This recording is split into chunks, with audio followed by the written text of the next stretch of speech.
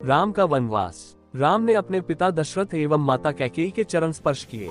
राम को देखकर महाराज ने एक दीर्घ श्वास और केवल हे राम कहा, फिर अत्यधिक निराश होने के कारण चुप हो गए। उनके नेत्रों में अश्रु भर आए। विनम्र स्वर में राम ने कैकेयी से पूछा, माता, पिताजी की ऐसी दशा का क्या कारण है? कहीं वे मुझसे अप्रसन्न तो नहीं है? यदि वे मुझसे अप्रसन्न हैं तो मेरा क्षण मात्र भी जीना व्यर्थ है। कैकेयी बोली, वत्स, महाराज तुमसे अप्रसन्न तो हो ही नहीं सकते, किंतु इनके हृदय में एक विचार आया है जो कि तुम्हारे विरुद्ध है, इसीलिए ये तुमसे संकोचवश कह नहीं पा रहे हैं। देवासुर संग्राम के समय इन्होंने मुझे 2 वर देने का वचन दिया था। अवसर पाकर आज मैंने इनसे वे दोनों वर मांग लिए हैं। अब तुम्हारे पिता को अपनी प्रतिज्ञा का निर्वाह करने के लिए तुम्हारी सहायता की आवश्यकता है। यदि तुम प्रतिज्ञा करोगे कि जो कुछ मैं कहूंगी उसका तुम अवश्य पालन करोगे तो मैं तुम्हें उन वरदानों से अवगत करा सकती हूँ। राम बोले, हे माता, पिता की आज्ञा से मैं अपने प्राणों की भी आहुति दे सकता हूँ। मैं आपके चरणों की सौगंध खाकर प्रतिज्ञा करता हूँ कि आपके वचनों का अवश्य पालन करूंगा। राम की प्रतिज्ञा से संतुष्ट होकर कैकेयी ने कहा, वत्स, मैंने पहले वर्ष से भरत के लिए अयोध्या का राज्य और दूसरे से तुम्हारे लिए 14 वर्ष का वनवास मांगा है। अतः अब तुम अपनी प्रतिज्ञा के अनुसार तत्काल वकल धारण करके वन को प्रस्थान करो। तुम्हारे मोह के कारण ही महाराज दुखी हो रहे हैं, इसलिए तुम्हारे वन को प्रस्थान के पश्चात ही भरत का राज्याभिषेक होगा। मुझे पूर्ण विश्वास है कि तुम अपनी प्रतिज्ञा का पालन करके अपने पिता को पापरूपी सागर से अवश्य मुक्ति दिलाओगे।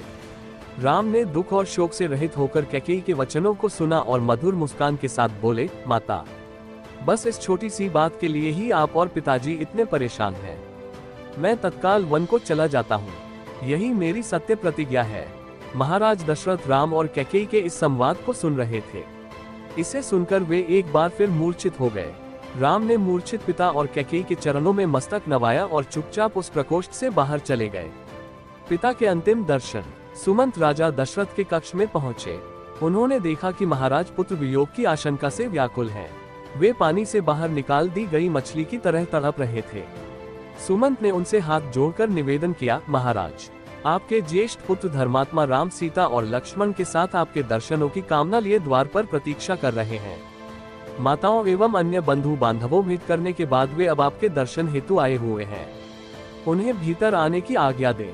महाराज दशरथ ने धैर्य धारण करते हुए कहा, हे मंत्रवर, राम के भीतर आने से पहले आप सभी रानियों समस्त परिजनों को यहाँ बुला लाइए।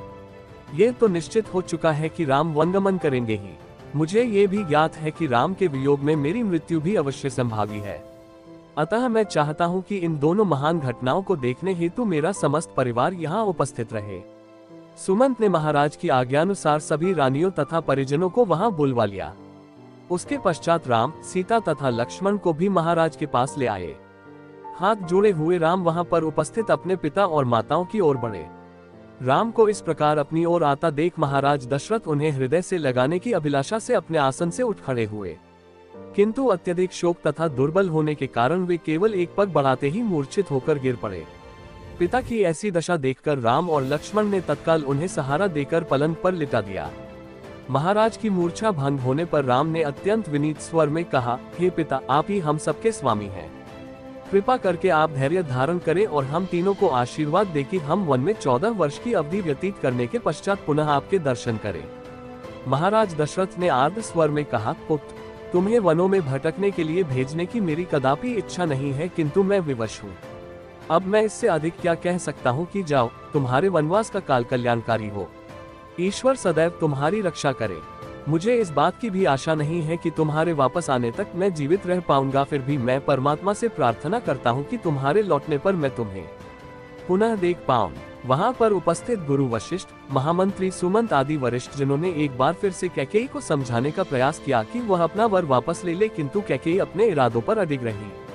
महाराज दशरथ की इच्छा थी कि राम के साथ चतुरंगिनी सेना और अन्न धन का कोष भेजने की व्यवस्था हो, किंतु राम ने विनयपूर्वक उनकी इस इच्छा को अस्वीकार कर दिया। अंत में महाराज ने सुमंत को आदेश दिया, हे मंत्रवर, आप स्वयं उत्तम घोड़ों से जुता हुआ रथ ले आए और इन सबको देश की सीमा से बाहर तक छोड़े। इतना कहते ही कर राजा विह्वल होकर रोने लगे। सुमंत तत्काल ही महाराज की आज्ञा का पालन करने के लिए